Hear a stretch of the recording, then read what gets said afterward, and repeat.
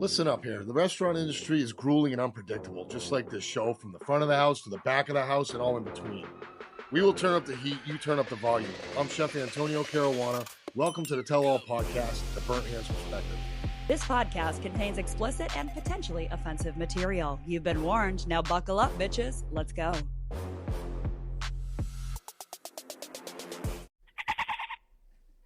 My dolphin noises? Yeah. I have a lot of random talents. Counting? We ain't even counting no more. Oh, we're not even counting. We're just rolling on. We're just rolling on episodes. He's like, I'm gonna see what you guys say before I know what you're saying. Right. He's trying to catch us. All right. All right. 5, 4, 3, 2, 1. 5, 4, 3, 2, 1. 1, 2, 3, 4, 5. Fame. Fame as a chef. Fame. This is good. Yeah, it's tough. It's gonna be good. I like this because there's so much that's happened in the industry with, you know, chefs who have attained a certain level of fame. And, you know, you've had some tastes of it, you know, so you can speak to this. So let's just talk about it in general. Is that something like every chef wants? Like they want to be famous? Do you think that's like a goal, or is it just a byproduct? I can't speak for everybody. Okay. I think nowadays with the industry, yes. Yeah. I think that's a lot of reason why people are doing it. Yeah. They want the following. They want the people. They want the instant glamour. They want the instant glitz. They want all that stuff. I get it. But on a local level, yes, I guess you could say I'm well known, right? Yeah. I've done a lot of non-local stuff too. That my name's out there. Got it. But the fame part of it, there's only one way you get it, and that's the fucking customers, man. That's your customer base, and you can't help it. If your people like your palate, and they like what you're producing, and they like the product you put out there, more people talk, more people come, more people talk, more people come. It just becomes a fucking complete buildup. Yeah. It's like an avalanche. Then someday you wake up and you realize, whether you want to admit it or not, that you can't go to the fucking store without someone saying something. You can't go to another restaurant in town. Yeah. And then you start realizing that, fuck, man, it's almost fucking, I go on the airplane and people know me from being flying out or into this area. I could be at a layover in Newark, and people will come up and say, hey, I've been to your restaurant. I love you. I love your stuff. I watch you on Instagram, or I follow you on Facebook, which I don't have a lot of followers, you know what I'm saying? But my video reach goes out quick. Yeah. I don't think anyone gets into this with the thing of fame. Yeah. Being famous in this is very hard because there's so many people. Yeah. So I guess when you're good and you have a following and people talk about you, you stand out quick. Yeah. You see what I'm saying? Because your talk is above the normalcy that's going on out here in this industry. Back in the day, it was harder to be famous because there was less reach. Yeah. See what I'm saying? Harder to attain. Right. Yeah. Food Network came around and made some celebrity chefs, but even then, there's not a lot of them. No, there's You got not. your typicals, you Gordon Ramsay, you worked his fucking ass off. He's a Michelin star chef. Yes, Yeah. he's famous, right? Yeah. Marco Pierre White, of course, he's one of the best decorated chefs in the world. You know, of course he's famous, right? Thomas Keller. Anyone going through Napa is going to Thomas Keller's restaurant, who's anybody, because he's famous because of the product and the consistency and the work. Yeah. You don't just get famous. No one just gets famous, right? People, even on a local level, Yeah. you don't just get famous. 13 years later, people recognize you because for 13 years, you've been making a statement in their life. Yeah. You've been producing, you've been working, you've been putting up with the bullshit. You've been dealing with fucking crap in your kitchen. You've been dealing with fucking going bankruptcy. You've been dealing with your fucking family issues. You've been working through everything. You've had your ups and downs, your failures, and all that stuff. But when you come out of it and you fucking work harder, the people that keep coming back are the ones who are making you famous, you can say. Yeah. Because without them talking about you, you're nothing. You're just a person. Well, you want a level of fame, and there's pros and cons to being known and then being known on a local or national level. Totally different, like Right. totally Two different things. And a lot of people are famous and they monetize it, and that's the way it should be, I guess, right? Yeah. So if you want to monetize your fame, well, the more famous you are, the more money you're capable of making. Yeah. So for a chef now, fast forwarding to where I am now, Yeah. a chef now, yes, we worked our asses off, and the fame, I guess that's a hard word for me to say because I don't consider myself famous. I consider myself well known in my area. Yeah. Locally, my restaurant, with the help of my team, is known. So I'm the face of the restaurant. So it's pretty obvious who the fuck I am, right? Yeah. When it comes to this field. Yeah. If I walk into a fucking golf tournament, there's going to be, well, there'll probably be someone new. That's a bad reference. But If I walk into something out of my field, it doesn't mean everyone in there is still going to know me. So I'm not famous, right? Yeah. I'm only famous in my industry, in my element, right? Maybe infamous. Infamous, yeah. If, that's the Hell's Angel guy. That's not the chef. You see what I'm saying? So it they depends know you on who for I'm something. with. Right. Yeah. There's people I know in this world who don't even know I'm a chef. Yeah. You see what I'm saying? So back to the fame part. I think a lot of people have that glory. They want their name on it. Mm-hmm. Sous chefs want their name on the menu. Sous chefs want their name here and there. That's because it's a reward for the work they've been doing. I don't know if fame is part of that. You don't understand that until you're actually up against it and realize it one day. Yeah. Or you're just an egotistical fuck and you think you're famous no matter what. And that's not the case because there's so many people better. I'm just a fucking ibit on the chef world. I really am. I really love what I do. And I work my fucking ass off to make sure I produce and my team produces. And we keep on that consistent trend of making our customers happy. Yeah. So my fame comes in the customers that keep coming. As long as they're coming back, I feel famous. Yeah. In my own world, right? Now, there's a lot of people out there who can't stand me because they think I'm all about the fame and this. I hear all the bullshit. I hear all the rumors. Yeah. Fuck you all too. I know who you are. You know what I'm saying? And don't forget that I know who you are. Whether you're a chef around here or you're not, I know who you are because everybody runs their mouth. Mm-hmm. It's a small world. And I didn't ask for any of it. Yeah. The only thing I asked for is consistency and the knowledge and the strength to be able to continue moving the fuck on. Yeah. You know what I'm saying? Sharpen my knives, hit the grit, and fucking go for it. And if that's what makes somebody famous, that's the type of fame you don't control. You know what I'm saying? Yeah. And no, it's not necessarily a great thing to be known everywhere you're going. It's not a great thing to just want to go to a restaurant somewhere and feel like you are going to be out performed or people are on eggshells because you're there. Yeah. That's not why I'm there. Yeah. I want to go have a pizza like you. I want to go just chill the fuck out. You don't have to come out with a 5-course thing. Chef Tony's here.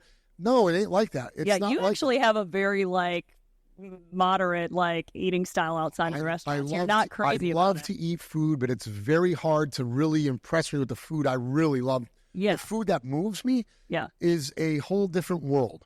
I'm not looking for that when I'm going other places. I'm looking for the same fucking time you are. I want to go out, have decent food. I want to have a good time. I'm not going to go to a shithole. I'm probably not ever going to go to a chain, with the exception of one. I do like to go to one once in a while when I'm with my brothers out there and we're having a good time. Texas Roadhouse to me is always a fun little time. I'll have myself a steak there and a baked potato and do the fucking onion thing. You know what I mean? And it's fun. So, but again, I walk in there. Nobody knows me there. So it's not fame there. Yeah. It depends on where the fame is.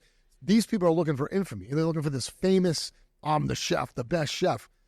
There's only people are the one who tells you you're the best, not you. Yeah.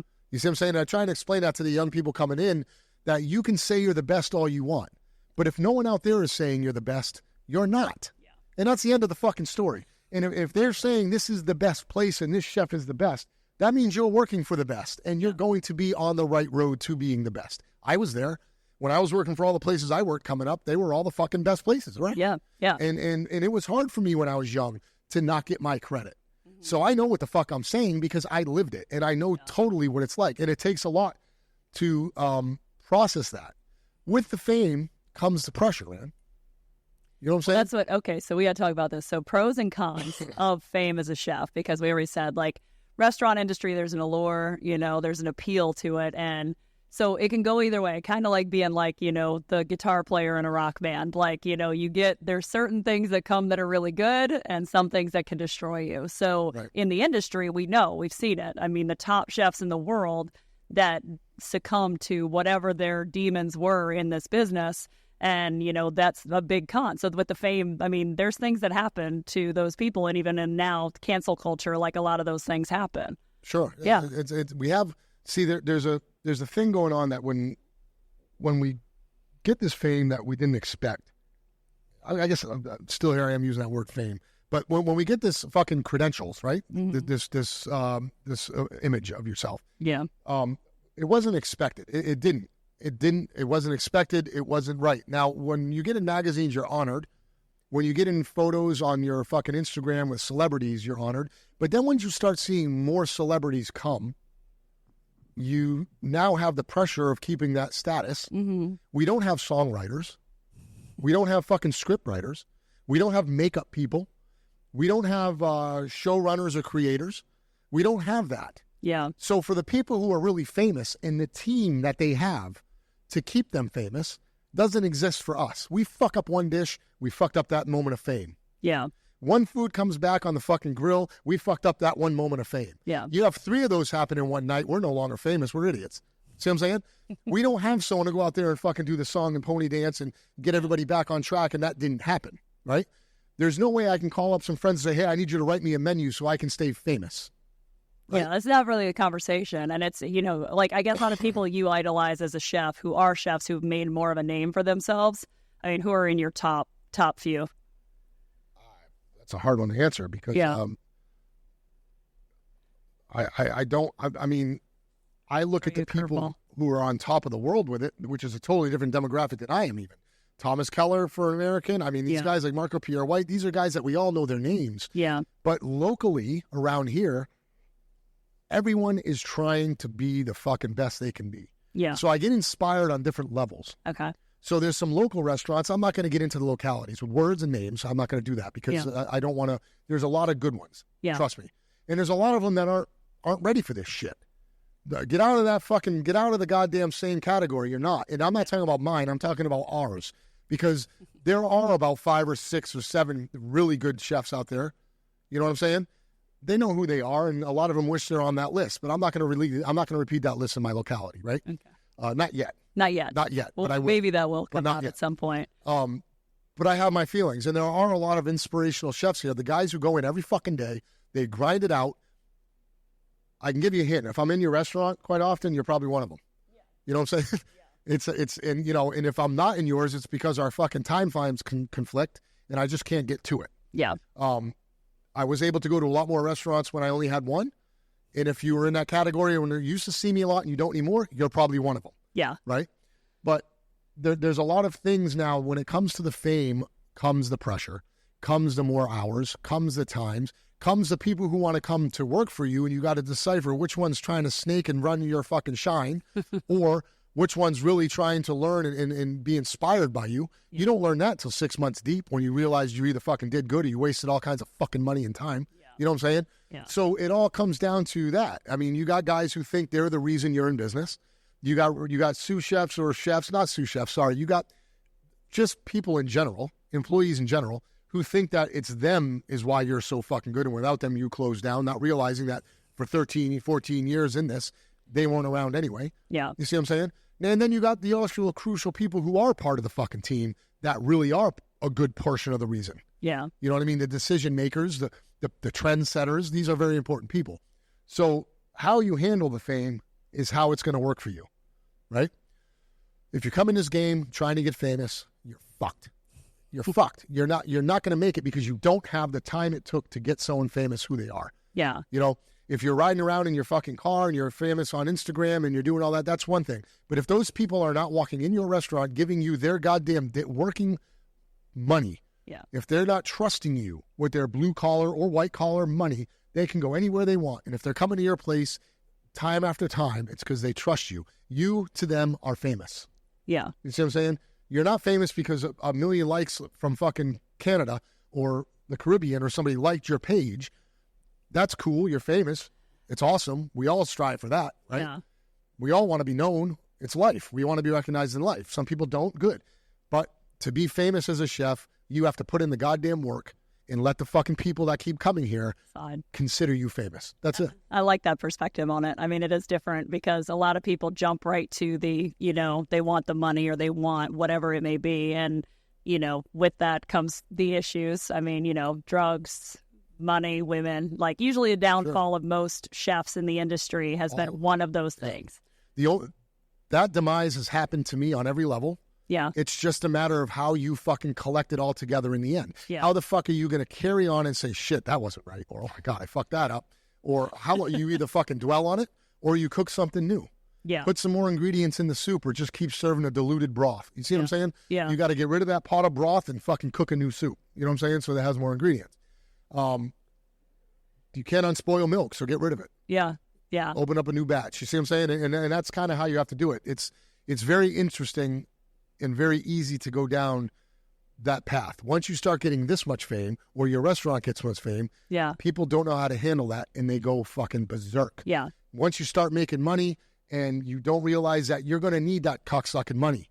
That money is going to be needed, dude. You're going to need that fucking money. Trust me. At some point. You're going to have COVID come around. You're going to have a fucking disgruntled employee fuck up half your wine. You're going to have a power outage. Something is going to happen. Yeah. And while you're driving off in your car or going to fucking snort your fucking last week's take, fucking you're done. Yeah. I've done it.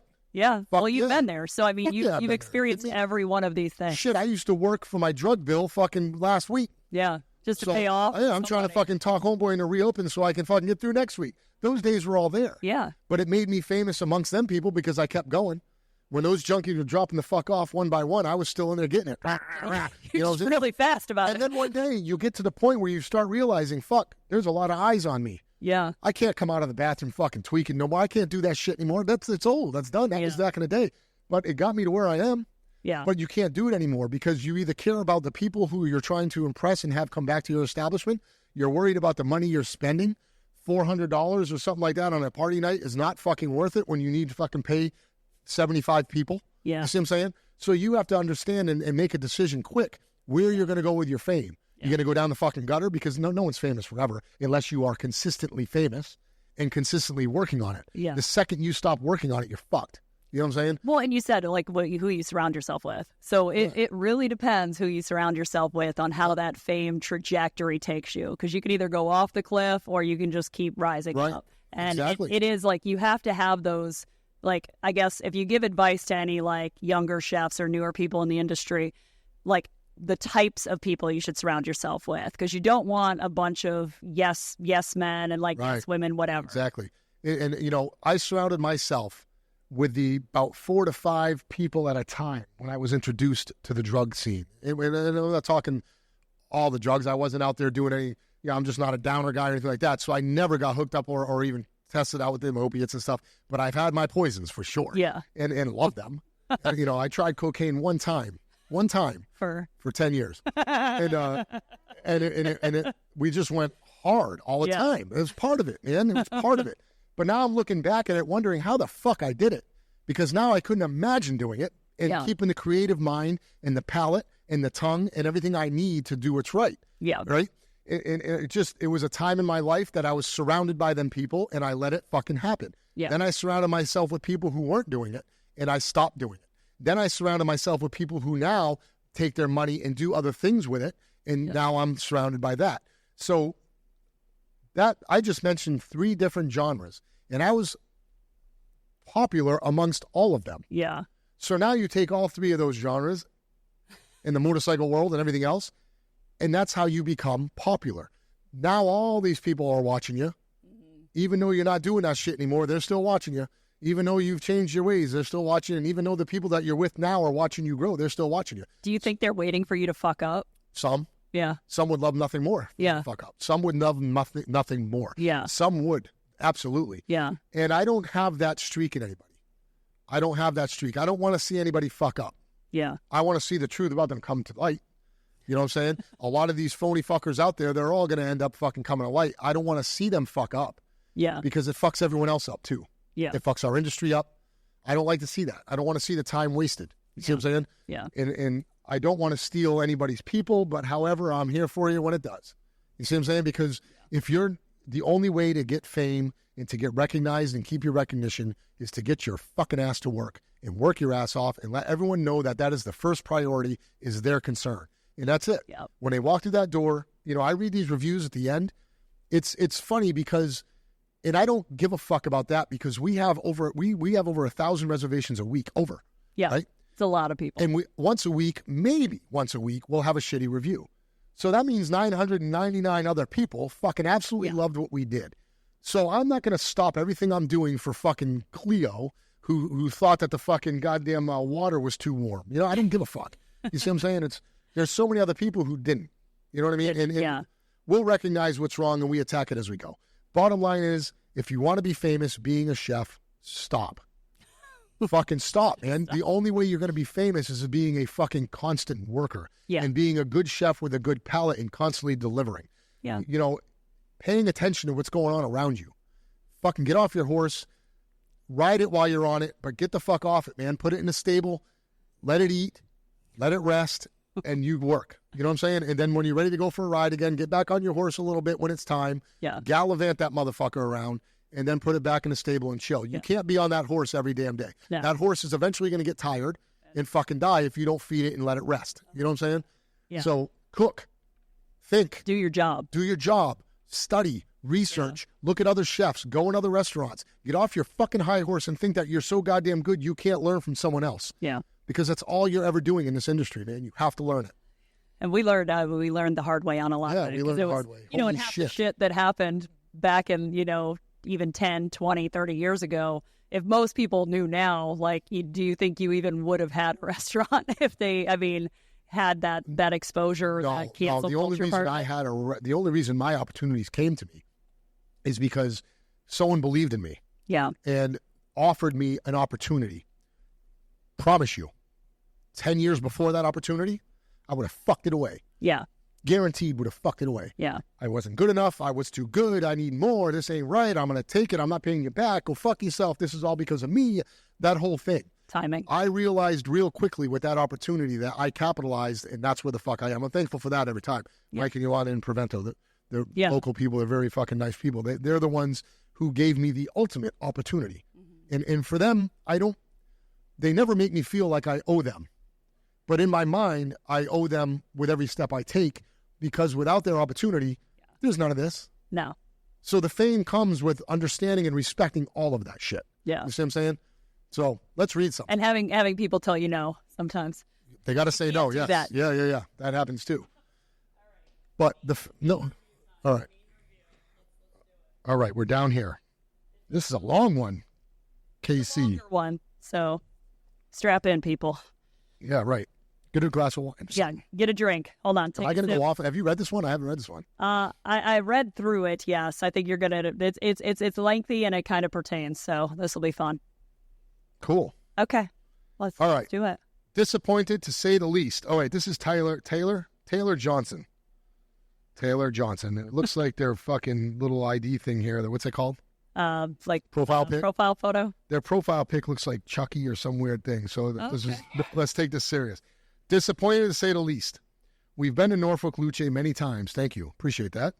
And it's phenomenal. Thank you again. I appreciate that. Luce, let's see. Secundo doesn't even come in Secundo. No trophies or last place. Upon arriving, we were seated for our reservation within 5 minutes. We immediately ordered adult beverages. About 10 minutes, I had to share the booth with some spouse because I felt like I was sitting in a high chair. About 15 minutes in, we ordered dinner to include Caesar salads. The salads came 10 to 15 minutes later, and well before our original order of an old-fashioned and Aperol spritz. The salads came, and we both kept looking at each other like something was missing, as they lacked flavor. I'm not sure what was missing, and felt odd to ask for salt for a salad that even had bacon in it. Wasn't bacon. The drinks finally arrived halfway through the salad. The Aperol Spritz, a common drink for my spouse, and it was and it must have been the bartenders. Sorry, this is so long, I'm getting bored. I know. Anyway, first time in making this menu drink, I was Aperol Spritz with minimal. I can confirm based on the color. And my $80 steak arrives. No, is it special? Which was supposed to be medium rare. I barely got it into the outer cut and realized it was rare. I was even something, and I ate, I hate reading this shit. It's so disgusting. Something I hate sending back food. It came back 10 minutes later and was still rare. I said something to the waitress so that so she would see that it was still rare. Pic attached. Oh, they attached a photo. We don't have the photo, though. That's a dick pic. And told her I would just eat it because there were no way I was sending it back again. My spouse liked the pasta. We planned to get dessert, but felt like we were striking out here all night, so we didn't want to take the chance. All around, the place is nicely decorated and the staff was nice, but I could have done better than this and would have done better. Okay. Obviously. So first of all, let me say this. The grammar is great. It's horrible. It's hard to read. Excellent. So all you who comment saying, Chef can't even read. No, I can read just fine. I can't read nonsense. I'm not literate in gibber. You know what I'm saying? Anyway, Here we go. Check this out right from the beginning. You walked in, everything was phenomenal. Perfect. Luce downtown, phenomenal. We have 5 tables there, 18 bar stools. It's a fucking staple. And everyone there has been there for at least 4 to 5 years, the hard crew. And they're doing a great job there. Fucking great. You're absolutely right. It's phenomenal. Thank you.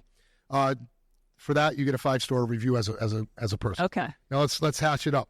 10 minutes later, 10 to 15 minutes, your salad came out. 10 to 15 minutes later is a long time for drinks, depending on the time of day, what was going on at the bar, what was happening. I can understand that gripe. So still on board here. Legit, yeah. Legit little gripes here. I got that. The Aperol Spritz was what? The color? The color. Yeah. Based on the color. Based on First the color, time it's this wrong. menu. Let's see. Aperol Spritz. Is a common drink for my spouse, and it made the bartender's first time making them. It may have been our first time making a drink. I highly doubt Spritz. that, but I doubt it. Yeah, with minimal Aperol. Okay. There's a thing we do basically, and we just say, "Would you mind putting a little more Aperol here?" yeah. But you didn't do that. You destroyed your own night. So we make it according to the way it's made. It's made traditionally. A lot of people put a lot of Aperol because they can't get past of just taste of Prosecco or anything else. But that's fine. We go off of a traditional recipe here, traditional Italian recipe. Yeah. So they didn't like that. Next time we can simply just add more Aperol with no problem. Easy stuff. The salads came out 10 to 15 minutes. That's normal. 15 minutes for a good Caesar salad. The prosciutto crisps on there was not bacon. It's actually crisp prosciutto di Parma. Yeah. We don't make our Caesar like most people. We actually make a traditional style Caesar with anchovy paste. We emphasize on the lemon. We emphasize on the Parmesan Reggiano cheese. And that's pretty much what we do. We don't have a big array of these mouth-watering, crazy flavors of salad dressing or Ken's Steakhouse, which most of the time you are fucking being duped, and that's exactly what you're eating. Yeah. So when you come and eat a traditional normal salad made by Cesar, the actual guy who invented the salad, there are only few ingredients in it. Yeah. Okay? Salt, pepper, anchovy, lemon, Parmesan Reggiano, little olive oil, sometimes eggs. So it depends on how you're making it. But the flavor profiles are all there every time. If you're used to going to a restaurant and getting Caesar salad, where it's Ken's Steakhouse Caesar dressing or Paul Newman's own or something like that, in which 80% of the fucking restaurants are doing, you're going to come here and say, this is a little off. I had the Caesar last night. It was outstanding. Yeah, it's great. Every day. Just saying. You make it fresh Caesar dressing to every order. So, the only ingredients are the traditional ingredients, and those flavors together are make exactly what it is. Yeah. So we really can't alter that. Sorry, we're not going to add additives for you. So, all right, moving on here. 44-day dry age prime ribeye. All right? Sony, tell me about that. Remember that?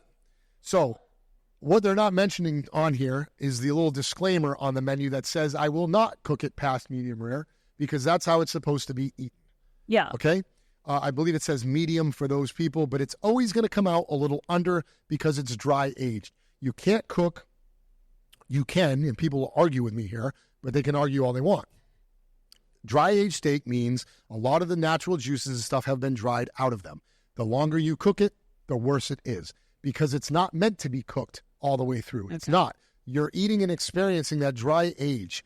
When those proteins and the fibers and the muscles dry, they tighten up, extract the moisture out of there, and you're eating a pure, broke down protein, and you're getting that nice funk, you're getting that age, you're getting that smell, you're getting all that, right?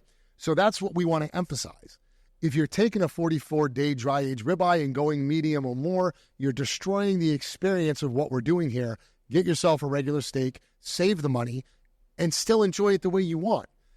But I'm not going to sit here and let you bastardize something I know is not going to work out for you. It's not. If I would have cooked it over, you would have said it was no good the other direction. Yeah. So it doesn't matter. There was a no-win situation. There's no win on that. Understand what it is you're eating. That $80 your steak is a 44-day bone-in, dry-aged prime ribeye. Of course it costs money, and of course we're not going to bastardize it. We're not. So that's the way that goes. My spouse liked the pasta. Why don't people who write these fucking reviews, okay, why don't they emphasize how good something is?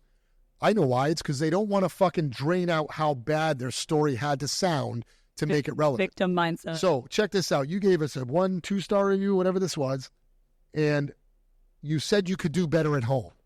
Please, Taylor, invite me to your home and impress me. I would love to see it.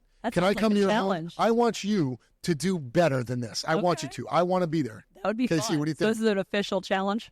It sounds like a challenge to me. I can do better than this.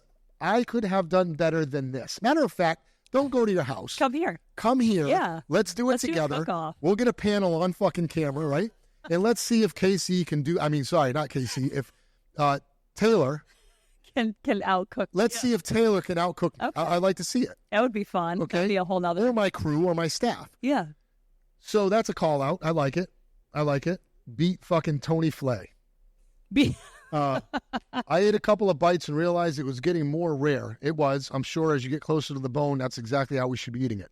One steak we won't do past medium or anything like that and destroy is that. It just takes too much time. Yeah. There's too much effort from everyone involved, from the butchers to the dry agers to the purveyors to the butchers here to the people who cut them and trim them. It costs too much and there's too much pride involved to fuck it up for you. Yeah. You know what I'm saying? So I don't care if you're paying. I'll pay you not to fucking rip. Yeah, I'll give. You know what I mean? I'll eat it right in front of you. So it seems like everything here. There's some legit things here with the timing. She gets 2 stars for us. Okay. Okay. No, I'm saying she gave us 2 stars. Oh, she gave you 2 stars. What do you? She gave us 2 stars. With all this going said, let me make sure I'm not forgetting anything. My spouse wanted salt. You should ask for salt. I have some of the best salt in the fucking planet. Yeah. I have a fucking Icelandic sea salt. I have birch smoked salt. We have salt from fucking lava rock. I have Sicilian sea salt. I have it all, right? We have fried shrimp. Sure, we can give you salt. We're not worried about that, man. Get your taste buds. We want to make sure you're happy. Just don't ruin my steak. But anyway, now what do I give this? I give this I'll stick with her. I'll give her a 2-star review. Okay. Because a lot of this stuff could have been settled. Mm-hmm. A lot of it was, some of it was legit gripe. So we can work on that stuff. The timing and stuff is definitely things that we work on all the time. Yeah. So we invite those type of comments. Okay. Right? But when you say that you could do better, come on. I would love to know who you are because I'm looking for better all the time so I can hire them. Tyler, Taylor, whatever the fuck your name is. Yeah, if you want to come in here, it's an official challenge. It has been issued. It's issued. Boom. The gauntlet is dropped. We're going to fucking do this thing. Well, cheers to fame. Cheers to infamy. Yep. And that's what you get for being famous, right? I guess you can say locally famous. Say that. Tyler says he's better than me. Let's make him famous. Let's do it. Here's to you. Ciao for now.